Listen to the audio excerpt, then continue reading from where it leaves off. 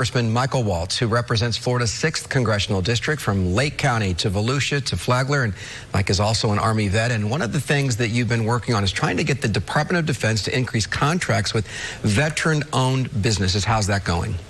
Well, we've introduced a measure to do that. The Department of Defense, which has a massive budget, $800 billion, has preferences for woman-owned businesses, service-disabled-owned veterans, for our veterans that have truly been injured and sacrificed. But for those who haven't, if you're a veteran-owned who's served, then there's not a category. This measure would set aside 5% of those contracts for our veterans who are now trying to serve the country again, but through their businesses, and it would dramatically increase the number of small businesses. It would also, I would think, also, not to interrupt, but it also, as I am a young person and I'm contemplating, signing up to be a member of military, when I come out, I'm going to be supported for whatever business I want to open. No, that's absolutely right. And that's what I was going to say. It also drives entrepreneurship, which I think is fantastic. So I think this could have a number of benefits, not only for our economy here, but for the country and our supply chains.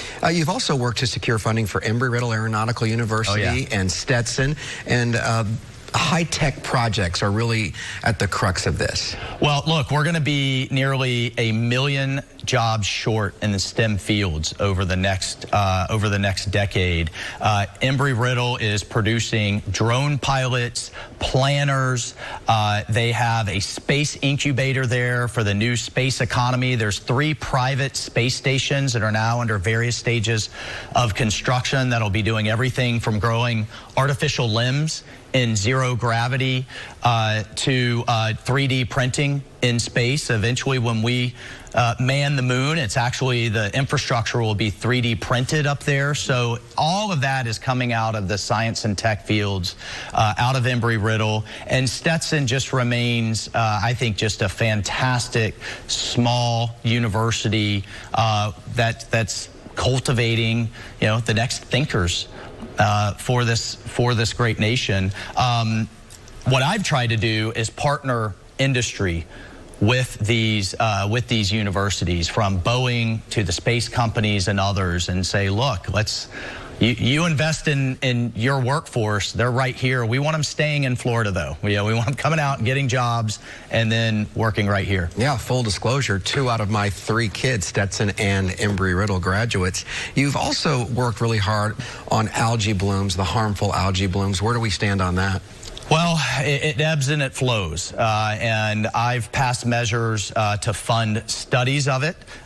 For example, the intersection between algae blooms as they come out of Lake Okeechobee, or even just naturally occurring because of pollutants in our waterways, and red tide, which devastates fishing and our marine wildlife. But look, at the end of the day, water isn't just a nice thing to have. It is a must-have for Florida's economy and for our way of life. And as a native Floridian, we have to preserve this great state. We have to have that balance between the infrastructure and the cleanliness that we need and must have as we absorb the growth that the state's enjoying.